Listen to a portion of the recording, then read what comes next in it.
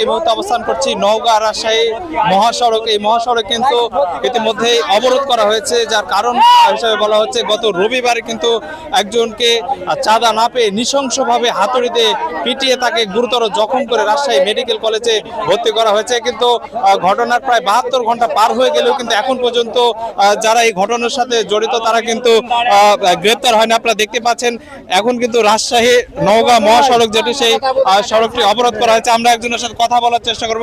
আসলে এখানে কেন আপনারা রাস্তা অবরোধ? এখানে অমানসিকভাবে নির্যাতন করে একজনকে হাসপাতালে পাঠানো হয়েছে।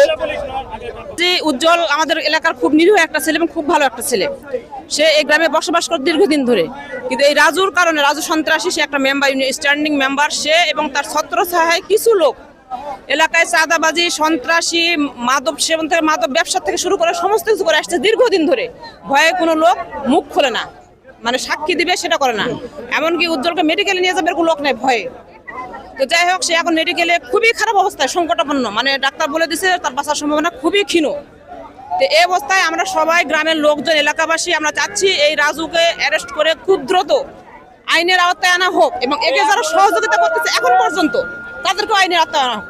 সেই সন্ত্রাসী রাজুকে গ্রেপ্তার না করা হচ্ছে। আমরা একটু কথা বলার চেষ্টা করব সারোয়ার হোসেন, উজ্জ্বলের সহধর্মিণী। তিনি কিন্তু এই মানববন্ধনে এবং সড়ক অবরোধ কর্মসূচিতে কিন্তু এখানে সরাসরি সম্পৃক্ত রয়েছেন এবং ব্যানারে রয়েছেন।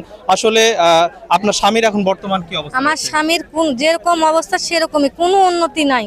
আসলে কারা হামলা করলো? রাজু, জুয়েল, শহীদুল আর হিন্দু, কি আমি তত জানি না। ওর কি কারণে চাঁদা নিবে, কখনো 2 লাখ, কখনো 3 লাখ। আর আমরা জমি কিনছি, ওই জমির যাওয়া হবে না। আমাদের জমি খারিজ খাজনা হয়ে গেছে। আমার জমি যেন খারিজ খাজনা করতে না পারি, কালীগ্রাম ভূমি অফিস আছে, সে ভূমি অফিসে যা কাগজ ফেলা বলে এই জমির যেন খারিজ যেন না হয়। এক্সিডেন্ট অফিস, টিউন অফিসে যায় বলে এই জমি যেন খারিজ না হয়।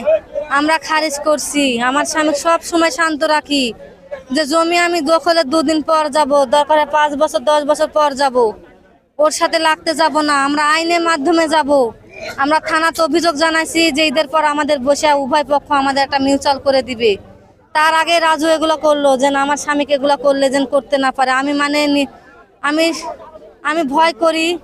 দেখে ওর স্বামী তো খালি থামায়াত হয়, ওর তো বউয়ের তো, ওর বউ তো দুর্বল। তোর স্বামী কি যদি করতে ঘায়াল করলে তো আর কিছু করতে পারবে না। মারের বদলে মার চাই, আমরা ফাঁসি চাই। সে মনে হয় বাঁচবে না, তার এমন অবস্থা, সে মনে হয় বাঁচবে না। ধন্যবাদ দর্শক, আমরা একটু আপনাদের দেখানোর চেষ্টা করবো এই মহাসড়ক অবরোধের কারণে কিন্তু নওগাঁ রাজশাহীর একটি ব্যস্ততম সড়ক। আপনারা জানেন যে পবিত্র ঈদ উল ফিতর উপলক্ষে যে ছুটিগুলো ছিল সেই ছুটি শেষ করে কিন্তু কর্মস্থলে ফেরা যে সকল মানুষগুলো রয়েছে সেই মানুষগুলো কিন্তু কর্মস্থলে ফিরে যাচ্ছে। তো নওগাঁ রাজশাহী মহাসড়কে আপনারা দেখতে পাচ্ছেন ইতিমধ্যে কিন্তু তীব্র একটি যানজটের তৈরি হয়েছে। তো এখানে আমরা অনেকের সাথে কথা বলেছি, তারা আমাদেরকে বলছে যে যতক্ষণ পর্যন্ত সেই সন্ত্রাসী কর্মকাণ্ডে যারা জড়িত রয়েছে সেই রাজুকে গ্রেপ্তার করা না হচ্ছে, অর্থাৎ এই কর্মকাণ্ডের সাথে রাজু সহ তার সহযোগীরা যারা জড়িত রয়েছে তাদেরকে গ্রেপ্তার না করা পর্যন্ত কিন্তু এই সড়ক অবরোধ ছাড়বে না বলে জানিয়েছে ভুক্তভোগী পরিবার। তো এই ছিল নওগাঁ রাজশাহী মহাসড়ক অবরোধের সর্বশেষ।